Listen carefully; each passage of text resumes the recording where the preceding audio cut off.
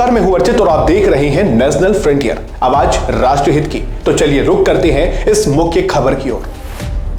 फिल्मी दुनिया में बहुत कम ऐसी अदाकार हैं जो अपनी जिंदगी से जुड़े खास पन्नों को खोलकर दुनिया के सामने रखती हैं और बेबाकी से दुनिया का सामना करती हैं।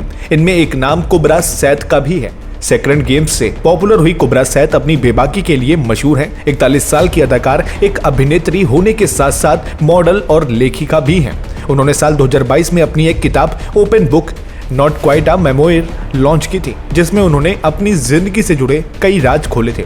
इस किताब में कुबरा सैद ने बताया था कि साल 2013 में वो वन नाइट स्टैंड के बाद प्रेग्नेंट हो गई थी, जिसके बाद उन्हें अबॉर्शन कराना पड़ा था। अब एक बार फिर उन्होंने अपने अबॉर्शन पर बात की है। उन्होंने बॉलीवुड बबल को दिए इंटरव्यू में कहा, जब मैंने गर्भपात करवाया तो मुझे नहीं लगता कि मैं बिल्कुल भी मजबूत थी। मैं इसे आगे बढ़ाने के लिए बहुत कमजोर थी। मुझ में ये कहने की हिम्मत या ताकत नहीं थी कि अगर मैं ये नहीं करूंगी तो मुझे इसके साथ रहना होगा।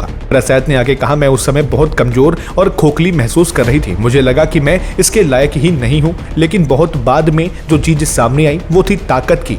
आपने अपने लिए एक निर्णय लिया और अपने विचारों पर अड़ी रही। आपने रूढ़िवादी पैटर्न को तोड़ा, आपने सामाजिक मानदंडों को तोड़ा और किसी को इसके बारे में पता नहीं चला। मैंने खुद ही गर्भपात करवाया, मैंने किसी को नहीं बताया। अबॉर्शन कराने के बाद देवा एक्ट्रेस ने कुछ हफ्तों के बाद इस बारे में अपनी एक फीमेल फ्रेंड को बताया था। जब वो उनसे शिकायत कर रही थी कि वो उन पर ध्यान नहीं दे रही, तब कुबरा ने अपनी दोस्त को बताया कि किसने गर्भपात करवाया, आपने।